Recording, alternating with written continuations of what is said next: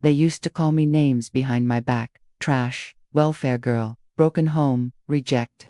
But the one that stuck the most, the one that burned every time I heard it, was Trailer Park Marissa. And it started with her. Danielle Chambers.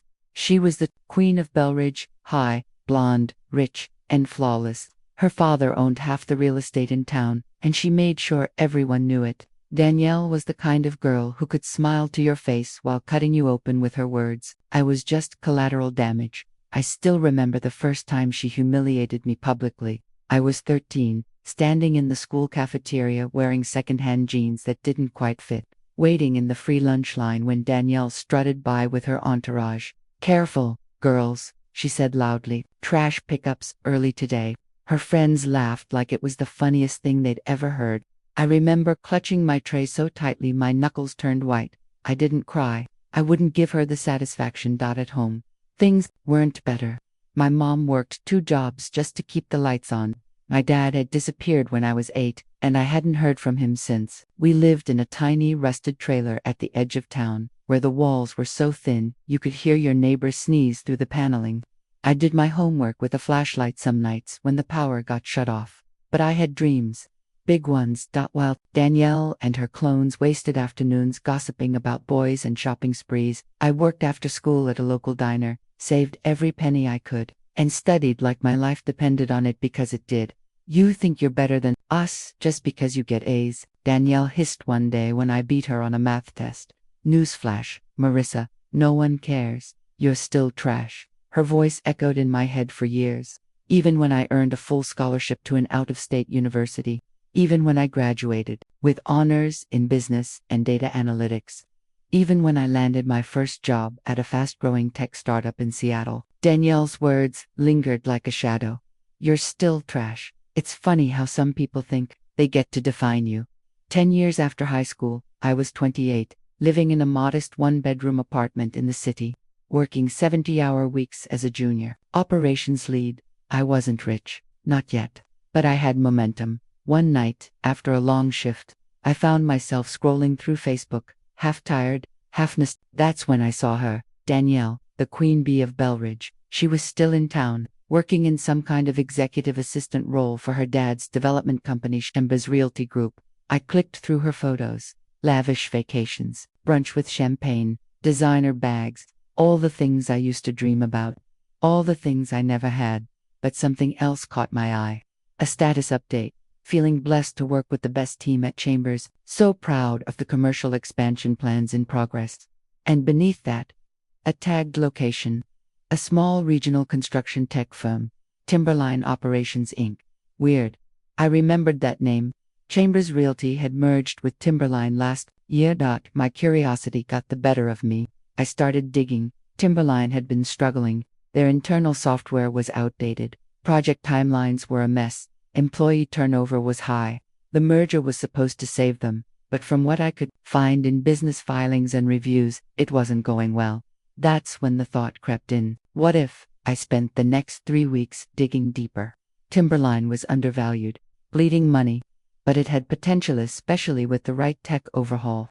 My company had just completed a major SaaS implementation with proven success metrics. What if I could take that experience and apply it? The idea consumed me. I stayed up late building a proposal, a full analysis of Timberline's operational bottlenecks, and the projected ROI of a data-driven transformation. I knew it was a long shot, but I pitched the concept to my department head at the startup. He read it, reread it. Then he said 5 words that changed everything: "Let's take a closer look." 3 months later, our firm made a formal offer to acquire Timberline through a joint venture. I didn't sleep the night before the deal closed. My mind spun with disbelief. I was about to own a controlling stake in the company that Danielle Chambers worked for, the same girl who'd called me trash and made my teenage years hell. When the ink dried on the contract, I became the Chief Transformation Officer of Timberline Operations Inc. And Danielle, she was still there, still smiling for Instagram, still posting about career wins, except now, she worked for me. I didn't announce myself right away. For the first month, I operated remotely, auditing systems, reviewing staff reports, and identifying inefficiencies. I wanted to understand exactly what I was walking into. Timberline had been stuck in the past 4 years. Old school leadership, outdated platforms, and minimal innovation. It was a corporate time capsule and the Chambers family had been using it as their personal piggy bank. Danielle's role, a glorified receptionist with a better title. Executive Communications Liaison. She scheduled meetings, managed calendars, posted office birthday photos, and took 2-hour lunch breaks. I read through some of her email threads. Her tone hadn't changed much since high school. Thinly veiled condescension, casual cruelty, dismissive comments toward junior staff. She hadn't grown, just gotten older. By the time I finally flew out for my first on-site visit, I had already implemented phase 1 of the overhaul. Staff restructuring was next. Several of the upper-tier managers, mostly friends and relatives of the Chambers family, were being transitioned out with generous severance packages. Danielle wasn't on that list, not yet. I walked into the Timberline lobby on a crisp Monday morning. The receptionist gave me a wide-eyed smile. She clearly recognized my name from the internal memos. "You're Ms. Wynn." "Marissa, please," I replied warmly. "Just here to meet the team." Danielle was standing near the break room, coffee in hand, mid-laugh with a group of office regulars. She didn't notice me at first. I waited. "Excuse me," I said, finally stepping forward. She turned, giving me a once-over. Her smile was polite, detached, default mode for someone meeting yet another suit. "Yes. Do you have an appointment?" I could have said it then. Could have dropped the bombshell right there in front of everyone, but I wanted the moment to land perfectly. "I'm here to see Alan Harris," I said instead, referring to the interim site manager. "He's expecting me." Her brow furrowed. "Are you from corporate?" Something like that. As I walked past her into the elevator, I heard her mutter to a colleague, "She looks familiar, ... She'd remember soon enough, ... Later, that afternoon, Alan gathered the team for an all-hands meeting in the conference room. I stood at the front of the room, while people filed in, chatting, sipping from Timberline mugs, still unaware. "All right, everyone," Alan began. "As many of you know, our company recently entered a new chapter, and today, I'd like to formally introduce you to the woman leading that change." He turned toward me. "This is Marissa Wynn, our new Chief Transformation Officer." There was a beat of silence. Then Danielle walked in late, of course stopping cold when she saw me standing there. Her mouth parted, just slightly, shock flickered in her eyes. I smiled. "Nice of you to join us, Ms. Chambers," I said. Whispers rippled through the room. She sank into a chair near the back, arms crossed tightly. I went on to present a streamlined roadmap, improved digital infrastructure, team feedback surveys, equity-based performance reviews, a new culture, a better system, one that rewarded work, not family names. When the meeting ended, Danielle made a beeline for the door. I caught her just before she escaped into the hallway. "Danielle," I said calmly. She turned Marissa. Her voice was level, but her eyes were wide. I didn't realize that I'd amount to anything. I offered. A flicker of red flushed her cheeks. She tried to recover. "I didn't mean I know what you meant, and I'm not here for revenge, if that's what you're thinking." She blinked. "You're not?" "No.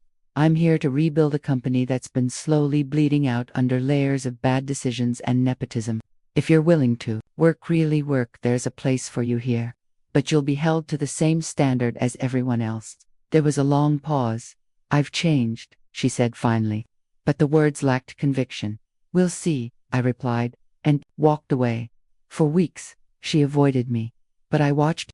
I saw the emails she drafted twice before sending, the meetings she sat through silently, the coworkers she once ignored now. She made awkward attempts to engage. There were no more long lunches, no more belittling remarks. She showed up early, stayed late, trying. Maybe she was scared, maybe she was ashamed. I didn't care. I wasn't doing this for her. I was doing it for the girl I used to be, the one standing in the free lunch line, the one who walked home every day past Danielle's mansion and wondered if she'd ever escape her fate. She had, and then some. But success had taught me something important. It's not enough to rise. You have to pull others with you. About 2 months into the transformation project, I introduced an initiative called Ground Up. The idea was development tracks for junior staff from underrepresented backgrounds, intern to hire programs, mentorship, certification subsidies. I wanted Timberline to become a company where people like the old me had a shot. Not everyone welcomed the changes. Some of the senior managers, the ones who had coasted for years on family ties or backdoor deals, whispered behind closed doors. I knew what they were saying. She's too young. She's pushing too fast. She's trying to make this place woke. But results spoke louder than complaints. Within the first quarter, project delivery times improved by 23%. Turnover dropped. For the first time in years, Timberline was in the black dot at our quarterly town hall. I presented the numbers, black and white, no sugarcoating. Danielle sat near the middle, wearing a muted gray blouse and no makeup. She looked different now, not just in appearance, but in posture, in restraint, in quiet. After the presentation, she approached me, hands clasped in front of her like a nervous intern. "You're turning this place around," she said. "It's impressive." I raised an eyebrow. Didn't think I had it in me. She didn't answer that. Instead, she said something I never thought I'd hear. "I was awful to you in school. I know that. I've known it for a long time. I guess I never thought you'd actually remember me." I stared at her for a moment. "Danielle," I said, my voice low, "I remember every moment." She nodded, eyes downcast. "I'm not asking for forgiveness," she added quickly. "Just, I don't know. I wanted to say something. That's all." I didn't reply right away. Because, the truth is, I didn't know how I felt. Was this what closure looked like? An apology without fanfare, a simple acknowledgement of pain. "I accept that," I said. "You don't have to be who you were." She looked up, surprised. "You don't either," she replied. We stood there for a moment, a strange and silent truce hanging between us. Later that week, I got a message from HR. Danielle had requested to transfer into the internal communications team, a division that was part of my restructuring plan. It was a demotion in title, technically, but a move into real work, actual metrics, real responsibilities, and nowhere to hide. I approved it, and then I let her prove herself. Over the next several months, Danielle showed up. She built newsletters, ran staff town halls, launched a series of behind-the-build profiles that highlighted workers on construction sites, guys who'd never even had name tags before. She was good, not brilliant, not visionary, but solid, grounded. I didn't promote her, but I didn't fire her either. Instead, I watched her become a small part of something bigger than herself, and I kept building. Timberline's reputation grew. We landed 3 major municipal contracts by the end of the fiscal year.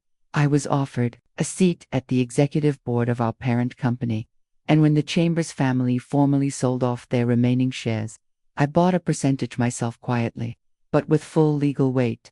The trailer park kid now held 22% of a company her bullies used to own. Sometimes, I'd walk the corridors of our headquarters late at night, after everyone else had gone home. I'd pass by the break room where I first saw Danielle, or the conference room where I'd reintroduced myself to the company. And I'd think about legacy. Not the kind etched into plaques or celebrated with champagne, but the kind you live quietly, every day, by choosing something different.